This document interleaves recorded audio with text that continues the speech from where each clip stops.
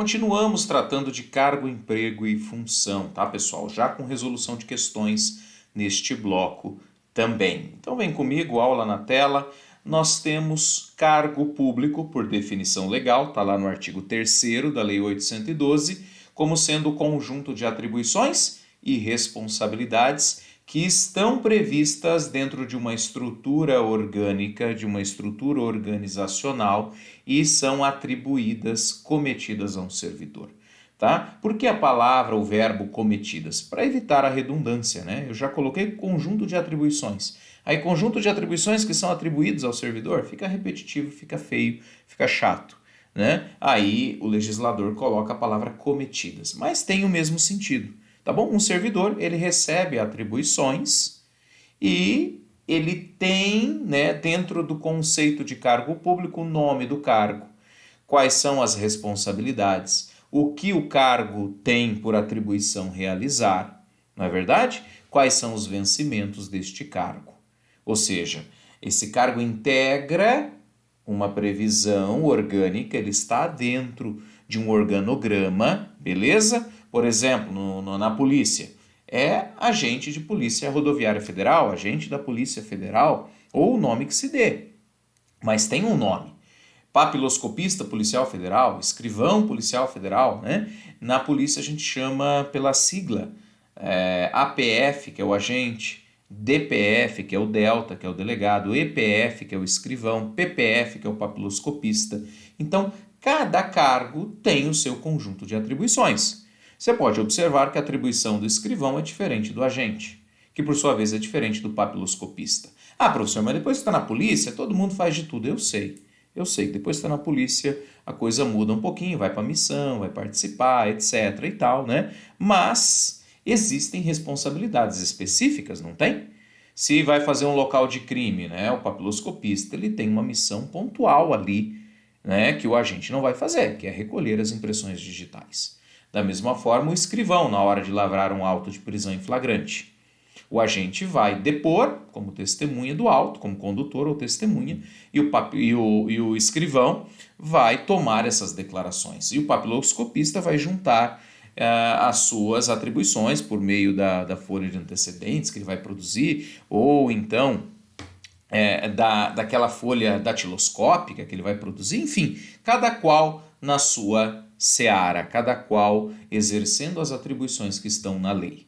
Beleza? O cargo público, né? Então, ele diz respeito a um vínculo estatutário, diferente do emprego público em que o vínculo é CLTista, é trabalhista, tá bom? Se você pega, por exemplo, um policial federal, ele tem um vínculo estatutário. Se você pega, por exemplo, um economiário da Caixa, o vínculo dele é CLTista, né? São regidos pela CLT. Daí o nome empregado público. A distinção está no vínculo, tá bom?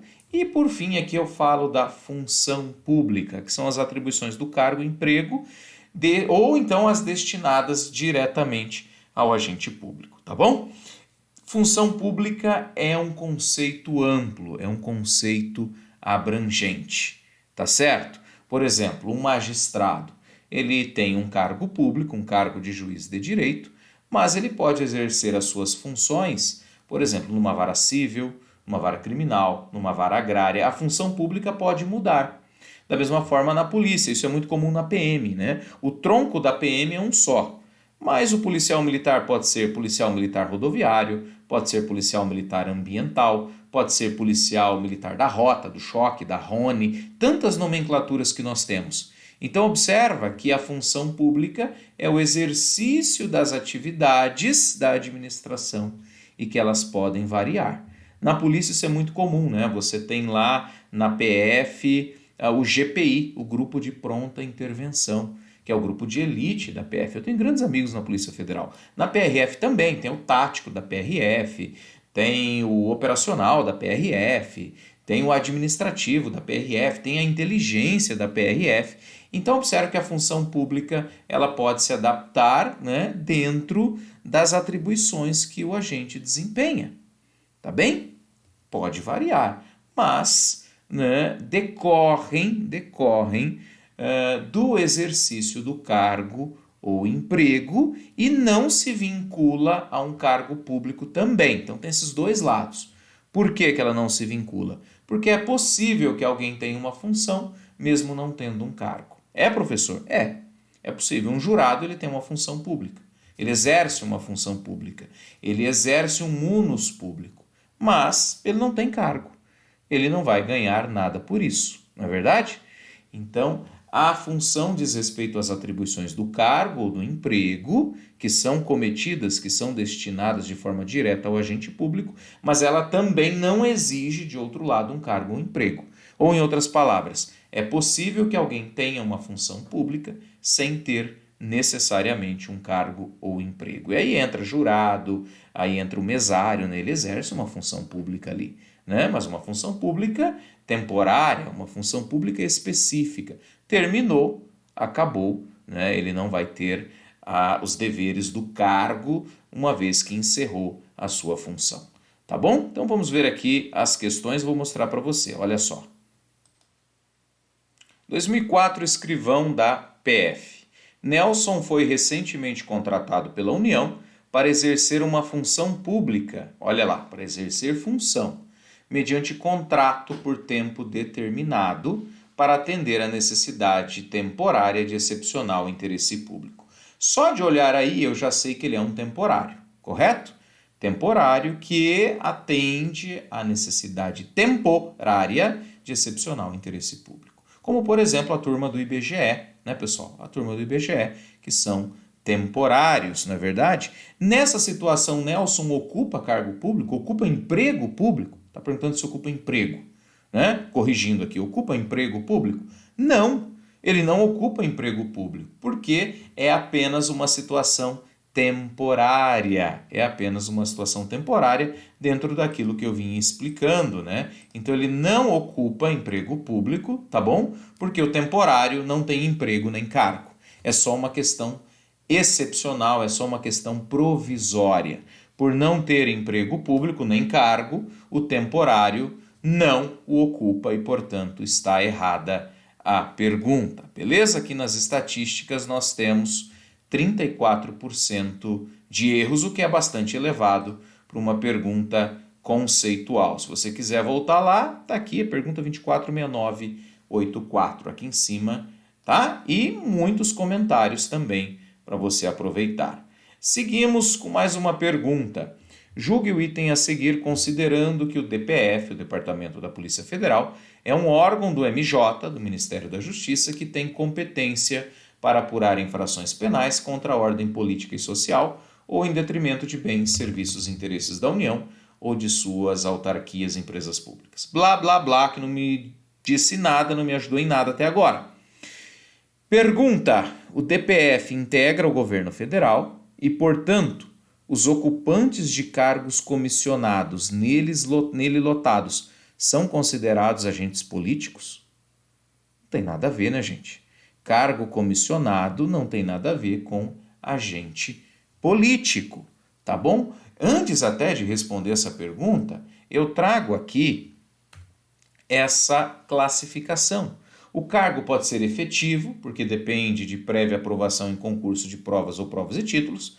Pode ser vitalício, que é um plus, esse selinho conferido a membros do Poder Judiciário, do MP e do Tribunal de Contas, está lá na Constituição, beleza? E os cargos em comissão, e comissão lembra livre provimento e exoneração, para atribuições de direção, chefia e assessoramento. Não podem ser meramente técnicas. Então eu coloco aqui, antes de voltar para a pergunta, cargo comissionado é direção, chefia e assessoramento.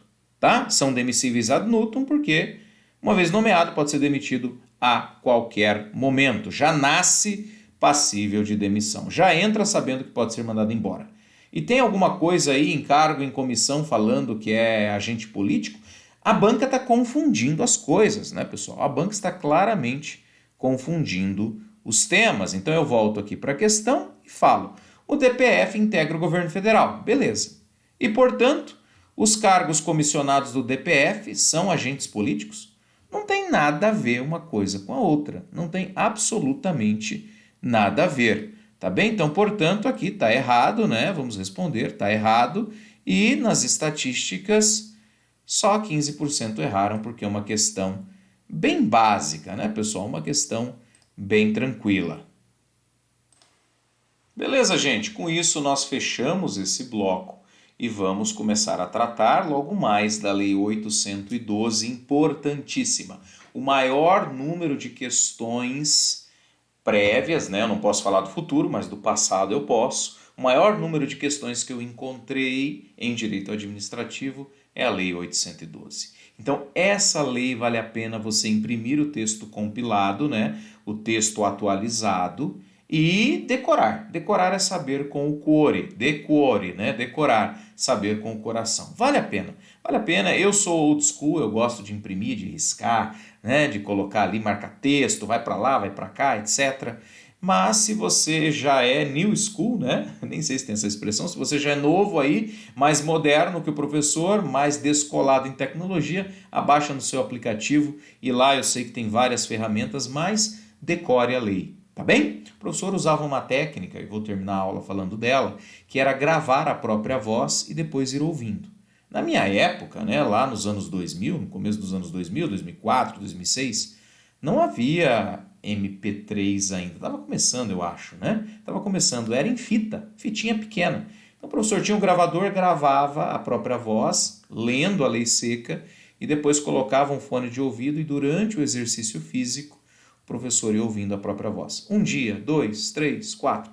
Eu decorei Estatuto da Criança e do Adolescente assim, decorei Lei 812 assim e vários outros diplomas legais. Então vale a pena. Hoje em dia você tem celular, né, com Bluetooth, com MP3 e você grava a própria voz, liga lá o gravador, depois coloca o fone, vai fazer a sua corrida ouvindo a própria voz. Tá? Essa é uma técnica que me ajudou muito e eu compartilho com vocês. Beleza? Seguimos, gente. Não saia daí. Valeu, tá? Um abração.